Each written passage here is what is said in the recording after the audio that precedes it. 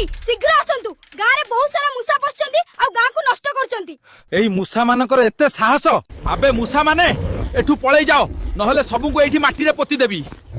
अरे नाही एमाने तो मते ही धरि नेले एबे कोन करबी गोटे काम करूची कृष्ण को पाखकु जाई सहाय्य मागुची।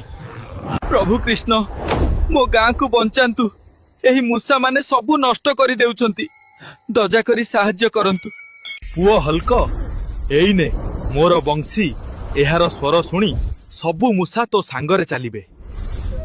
सांग माने कृष्ण कृपारू मते बंशी मिली गला एबे मूसा मानकु ठिकाना लगाइबा से पर्यंत कृष्ण के नारे गोटे लाइक आ सब्सक्राइब कर दियंतु। देखंतु सांग माने बंशीर स्वर सुनी मूसा माने केमती शांत होई मो पछे पछे आसुचंती। एबे एमाने निज सुरक्षित घर को फेरी जिवे।